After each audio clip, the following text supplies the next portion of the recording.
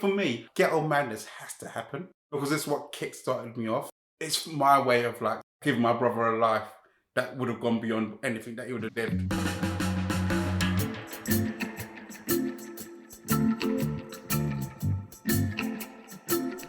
This is Writer's Mosaic in Conversation. Screenwriter Jonny Wright talks to fellow screenwriter Thabo Mhlatshwa about the key moments and music that led him to writing for TV and film.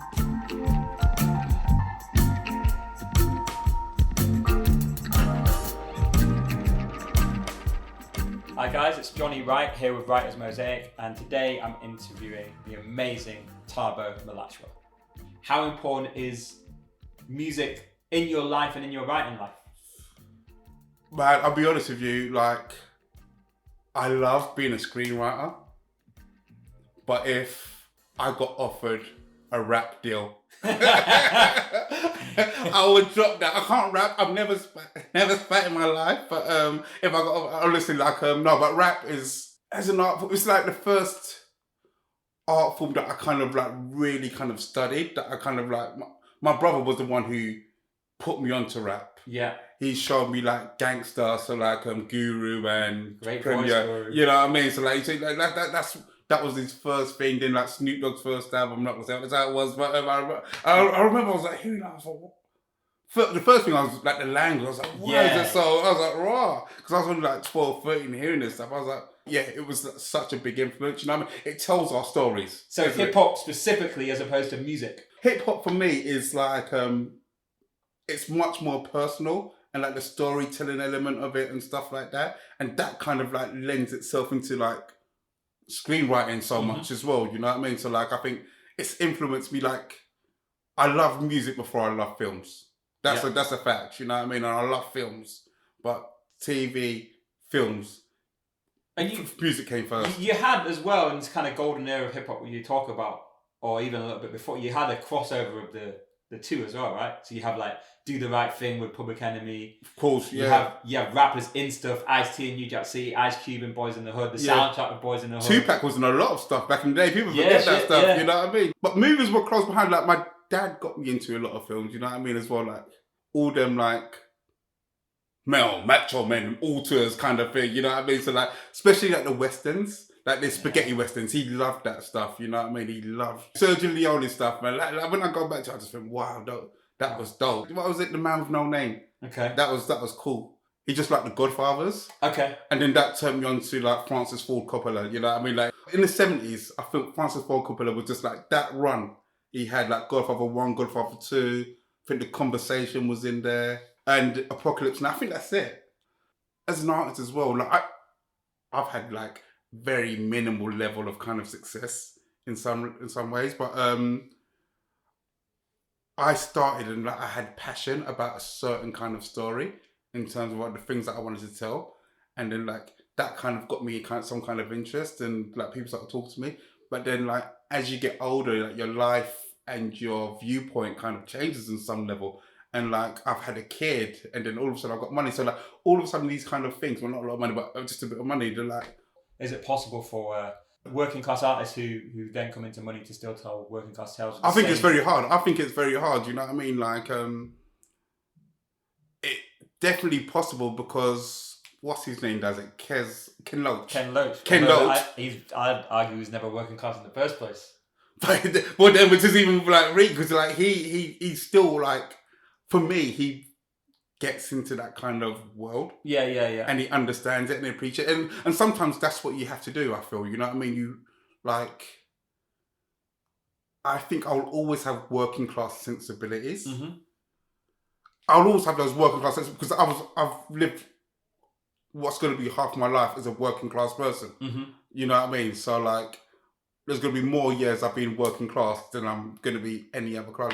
You can't shift up. I'm never going to be upper class, you know what I mean? I'm just going to be living a middle class life, you know what I mean? There's going to be like certain bits of the energy that will grow, you know what I mean? Because like there's a bit of anger at the world as well sometimes and I think that sometimes comes across in my work. I also try and put that across in my work, that when I see an injustice, but when that injustice happens to you, you write from a more personal place, you know what I mean? Whereas you see it happening to someone, you think, oh, I've got to kind of write about that. Okay. You know what I mean? So Yeah. it's like, but I think it's possible. I think you can still. I don't think we should always say that just because you're from a certain place or a certain person, you could only write certain stories. When I first really kind of found my voice, it was always, as you said, working class stories based in South London. But I'd always try and put a very positive, like happy slant, because I started a long time ago, and like the only kind of like young adult kind of films we saw with like black people in a working class environment tended to be inverted commas hood films. You know what I mean? And I thought, yeah, there's that kind of thing in those kind of areas which I grew up in, but there's another side of the coin. Mm-hmm. And I always like would tell like, yes, people would have these difficulties, but there would be friends, family, community, and the positivity that exists in that world. And in some ways, I'm still trying to tell those kind of stories. I still don't think those stories have been like fully told. Also, I think like the biggest thing that's ever happened to me is like having a kid. You know what I mean? And as soon as you become a father or a mother or a parent, your whole world viewpoint changes. You know what I mean? And how so? Well, you realise that the world is bigger than what you are. You know what I mean? Firstly, you start thinking like, this is going to sound terrible, but even if you've got a partner, there still could be a bit of you that can be selfish. Mm-hmm. But as soon as you have a kid, there's no part of you that can be selfish, and you start looking at the world in like totally different eyes. A simple thing. I never cared about the environment before.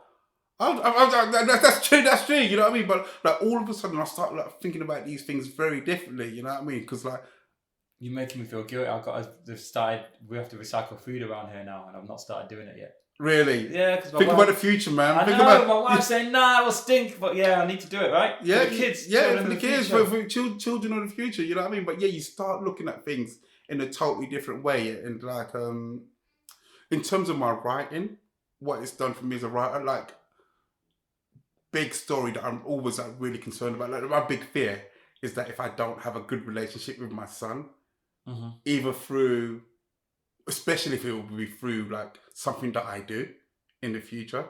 And it's like, I always think that I've been the shit everything. I've been like the shit friend, the shit partner, the shit employee. You know what I mean? Like the worst thing, like my biggest fear, but all those things you could always redeem and get back. Mm-hmm. My biggest fear would be like to be like the shit parent and then like to lose the relationship. And like, those are like the kind of stories that I've like really like passionate about telling at the moment. Also, because I didn't have like the best relationship with my father. He's passed now, but it was always like, you should have done things differently or whatever. But like now that I have a kid, I see why he'd do certain things. And I'm not saying I honestly agree with everything he did.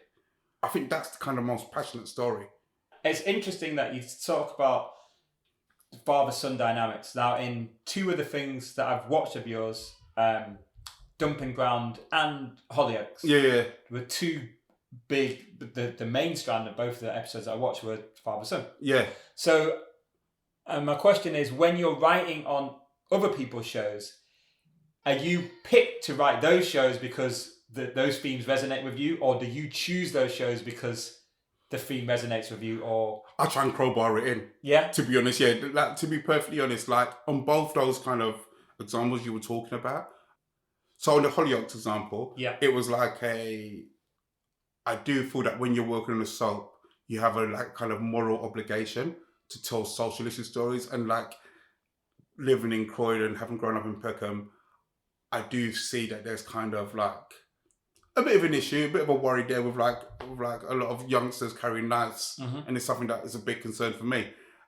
But I didn't want to tell a straight knife crime story. I wanted to tell a father, and that's how I packaged it when I pitched it. I said it's not a knife crime story. It's a relationship about a father and son, and how they basically grow and have a relationship. So I basically said, look, why not have the black kid to have the knife? Him and his father had like a bit of a, they were together, but it was a bit of a strained relationship. Why not let him be accused of the crime, arrested for the crime, but it's not him? And we're tapping into people's prejudice of a black boy carrying a knife, not ever looking at the root causes of why he's carrying a knife. One of which was toxic masculinity, which is passed on to him through his father, basically. But how they then come through and have a relationship, and how the father grows into being a father through defending his son because he's the only person who knows that his son didn't do it, basically. And I've done some stuff with the Dumping Ground before, like some online content, and I think I really resonate with the character Bird just because he was just a bit of a geeky guy who had a cooler brother and stuff. But it was going to be his exit story, and we knew that in the show that his dad wasn't his dad. The dad with him and his brother, he didn't share the same dad, but his brother didn't know that. And so they said, we want to play an exit story where he finds his real dad and he goes off of it. And that's what they came to me with. Yeah. And initially Bird was West Indian, and I said, I want it to be African. They were really open to it, you know what I mean? Like, they actually said, because my heritage is Zimbabwean. Dumping Ground, there's 3 threads. So there's 3 stories. So that story was the big story. And so I kind of just pitched that. They just kind of let me go buck wild. And they trusted me with everything. And then the B and C story, because it feeds into other stuff. Yeah. Yeah, you kind of sometimes have to do what they do, but then you are allowed to pitch it. I really love working in the Dumping Ground, you know. And what do you see as a difference or differences between writing something for kids and writing adult stuff? Do you know what? I don't see that much difference, you know, because there's things obviously you can get away, but I think kids are so grown up these days, you know. They're so well versed in storytelling and in different types of storytelling, much more so than when we were young, when we only had 4 channels growing up. That if you try and downplay and so don't dumb it down. Yeah, if you dumb it down, you know what I mean, to them, they'll instantly see through it. So what have you found are the main differences between writing on someone else's show like Hollyoaks or The Dumping Ground and then doing your own things? So I'm doing some specs at the moment. It's so much more fulfilling. Do you find it hard? Do you find it hard to do the 2 things at once? I really do. Yeah, I really do, because especially when you're doing something like Hollyoaks, you're having to buy into that world. You're buying into that world and you're living in that world, and then you put so much creative energy into that world. To step out into another world is a real big ask. The biggest difference for me is that, as I say, you're coming into a world with characters and stuff, all these rules, all predefined. Mm-hmm. And then you go write on your own show and there's no rules. None of those rules are there. You're the one who has to make those rules up. So in some ways it's kind of comforting to have those rules, because you know exactly what's expected. If you want to get influence, you just have to go and read the previous few scripts, and then you think, okay, then I know how these characters speak. I know what they're going to do in the situation. And I'm not saying it's easy, because writing is never easy. It's always a graft. When you write your own show, and I found it because I thought I was going to write a spec, maybe twice as long a time it would take me to write an episode of Hollyoaks. Yeah. But then all of a sudden I'm thinking, oh my gosh, what would happen in this world that I'm creating? What are the rules? What are the rules of this world? And it's a challenge, but it's so exciting. It's so exciting. That's why we get into it in some levels, you know what I mean? Yes, it's great to work on other people's show and learn from other producers and stuff like that. But I think the reason why we get into it, the reason why we were inspired to write, is because we want to create those worlds. We want to create those characters, and we want to see it on screen ourselves. So then how is it then? So I've read 2 specs of yours. One's Ghetto Madness, set in Peckham. Yeah. And the other one was the sci-fi. Called The Grey Hat Gang. The Grey Hat Gang. Yeah. So I'm assuming, correct me if I'm wrong, but Ghetto Madness is a world you're very familiar with. Exactly, yeah. And is a world similar to what you grew up in. Exactly, yeah. Whereas the Grey Hat Gang is sci-fi, and you had to create a new world. Yeah, it's slightly dystopian. Yeah.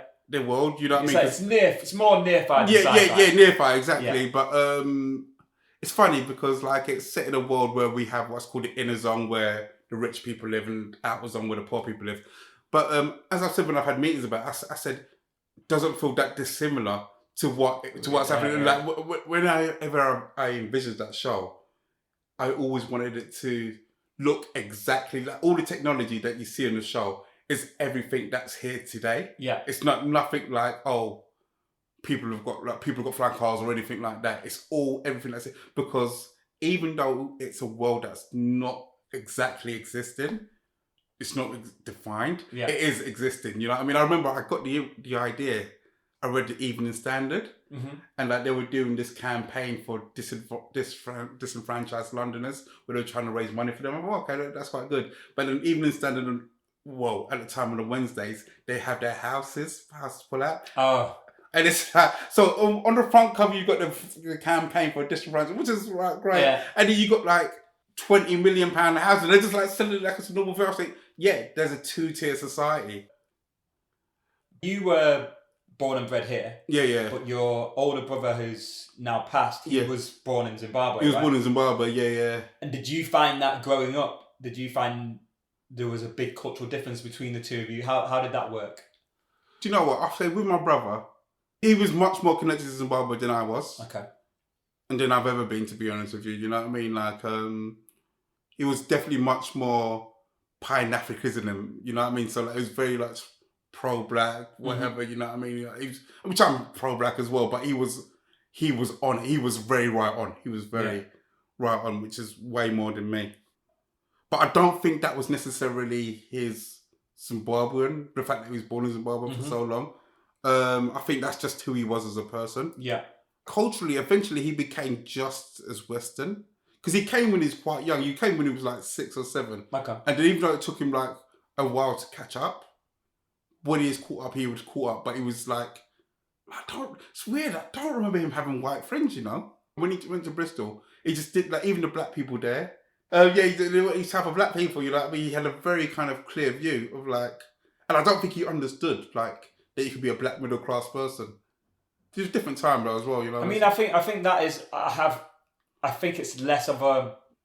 I mean, it's changing. Yeah. But I think there's definitely not really a black middle class en masse here, where there is in obviously different African countries. There is in America, to an extent. Whereas here it seems like you can become black and middle class, but you kind of on your own. Well, this is what I often think. Like, if you're a black and middle class, where do you live? Like, there's no kind of like places where you get that in America.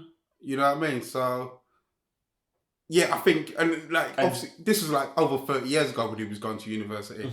So I think he kind of like obviously struggled to fit in with that kind of world. Yeah. You know what I mean? But I don't think his coming from Zimbabwe at a young age really affected him in that kind of way. You just more think it was the world he moved into from. I think it's who he was as a person. You know what I mean? And then he moved into that world. Yeah. Which probably affected him. Yeah. And that's another thing I've seen in read and watched in your thing. Sibling relationships seem to be big thematically, something that you really lean into. Yeah, definitely. You know what I mean? Like, definitely with Ghetto Madness.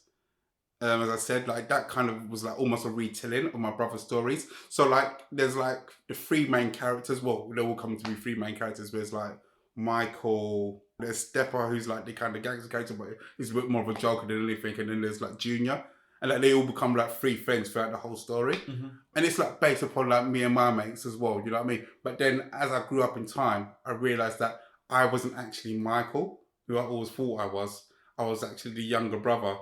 It was written more about my brother and the relationship he had with his friends, and the hope that he would basically.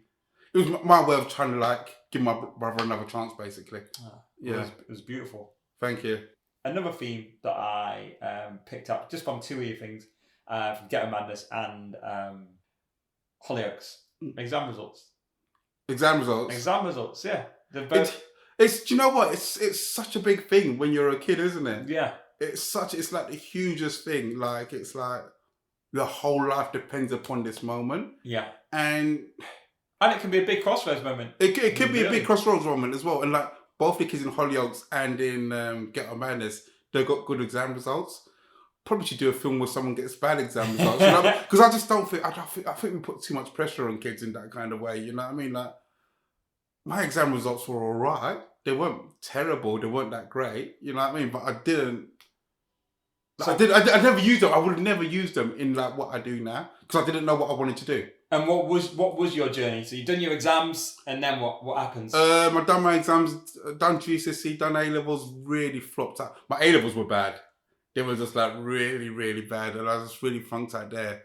Could I just say, in defence, I went to a boys' school from like year 7 to year 11. And then I went to a mixed school. But do you know what? And that just messed up my A-levels. I just had, you know what? Like, I was embarrassed around goals. I was finding myself sweating so much. It set me back so many years. So like, that's the reason why I flopped my A-levels. I should have either gone to a mixed school from year 7 or stayed in a boys' school throughout. And then I've been academically sweet. Somehow I went into accountancy. So, you know what I mean? It's legit, but I'd done it for a few years and I just wasn't enjoying it. And then my brother passed when I was like 22, 23. And I knew I just didn't want to do a job. Like, it was a... So did that make you reflect on your life? Yeah, it did. Like, I mean, it did. It really did. It made me thought, you know, I just want to do something which is going to make me happy in my life. And at this time, my friend bought himself, it was like during like the mini DV kind of boom, like the digital revolution in filmmaking. He got himself like a little mini DV camera, and he started like making like short films and stuff, and like he was trying to get into like further education. Never quite panned out for him in that way, but I thought, right, okay, if someone I know is doing it, I'm gonna start doing it myself. And like, as I say, my dad was like one of the auteur kind of people, like loved auteurs, and I thought that's where the general path I thought I wanted to go to. So I thought, okay, I want to write, direct, produce, edit, do everything. I wanted to be like Robert Rodriguez, you know what I mean? Like, do that kind of, yeah, exactly, do that vibe. And wrote a few films, did a few music videos, but everything I'd write and direct it would always flop. And I'd always blame everybody. I'd blame like the actors, I'd blame the crew I had. Then one day one of my friends said, hey, maybe it's you. Maybe it's you as like a director. And then I was insulted, but then the big weight left from my shoulder when I realised that I'm not a director. Mm-hmm. I just wanted to write. What I like doing is not being on set, dealing with egos and stuff, and like just coming up with ideas of the spur of the moment. I like actually being in my room and just bashing away at a keyboard and writing and creating those worlds, and let someone else actually bring that to life. And yeah, so once I started to do that, once I just said, look, I just want to write, Get Old Man, this was the first thing I actually wrote. And you wrote that as a feature film? I wrote that as a feature film. And that was with... No, that wasn't with Lime at the time, was No, it? no, it was, I just like done it myself. And like, what I actually wanted to do, like, there was this film London scheme called Microwave. Yeah. A few films. Shifty came out of there. Shifty came out of there. There was a couple of others, yeah, but Shifty was like the first one, I think, and that blew up really hard. Yeah. And I thought, do you know what, if I can just get a film London, like Microwave thing, that was my thing. Yeah, but it never quite worked out in terms of like being, like Film London, I got to the interview stage. Okay. No, and then like Film 4, I got like, what was that scheme you were on the... For screenwriting? Yeah, for screenwriting. So like with that script, it got into the interview stage of that. It got to top 3% of BBC Writers' Room. So I knew there was like potential there. There's this academy like run by the Academy Nicole screenwriting course scheme as well in the States, and it got to the semi-final of that. So it was getting like a lot of love. Yeah, so you knew it was decent. Yeah, I knew it was decent. And then, yeah, I was working for a casting company at the time, helping casting directors, not casting of statues and stuff like that, like actual casting director. Yeah, so like there was this lady, I call her my ambassador of Kwan. She's Sue Nudelman. Lovely lady. White, middle-aged lady. I didn't think she would ever like get her manners, but one day she just asked to read what else I do, and she asked to read my scripts, and I was thinking, oh my gosh, like I'm gonna give like this woman my scripts, get her manners. What's gonna happen? You know, what's she gonna think? And like she read it and she absolutely loved it, and she was one who like put it in front of so many people. Like, so she got me meetings with the BBC, like various production companies who I'm not going to name because they passed on it. But like, eventually she got it to a lady called Lou Sutton. And I'd never heard of Lou Sutton at the time, but quickly went, okay. She goes, oh yeah, Lou really wants to meet you and read your script. And I said, who's Lou Sutton? I looked at her and she'd like just done a Black Mirror that had just won an Emmy and stuff like that. I was like, oh shit, you know what I mean? And I didn't know she was going to Lime Pictures at the time. I thought wherever she's going, I'm going to go. And she took it to Lime, optioned it. It went around a few places, didn't eventually get picked up, but I learned so much from Lou. And then when it was just about to fall out of option, I messaged one of the guys at Lime and I said, look, I would love to write one episode of Hollyoaks. And at this point, I was ready to give up. If I could just get one credit on Hollyoaks, that would be enough. And then Hollyoaks brought me in, ended up writing a few episodes. Well, more than a few. More than a few episodes. Yeah, I've been writing for 3 years. So now, just to close up, what do you want out of your career now?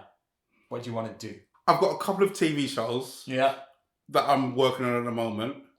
I want to do a couple of films. You know what I mean? Like, if this is I don't want to say what they are. You know what I mean? Yeah. But I think for me. Yeah, don't say what they are. These listeners will steal your idea. I don't trust them. I'd steal your idea. But I think for me, like, Ghetto Madness has to happen. Yeah. Like, I feel like no matter what I do, if I don't do Ghetto Madness, because of like the personal nature of it to me, and because it's what kick-started me off. Yeah. One, it's what started it for me. It's what's really set me on this journey.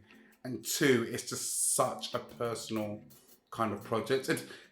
It's my way of like saying, like giving my brother a life that would have gone beyond anything that he would have lived. Thank you, man. That is where we're going to end, Thabo. Thank you very much. Thank you. That was less painful than I thought it would be, man. So, yeah.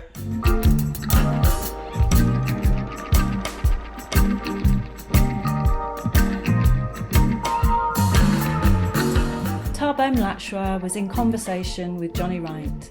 To hear more writers, go to writersmosaic.org.uk.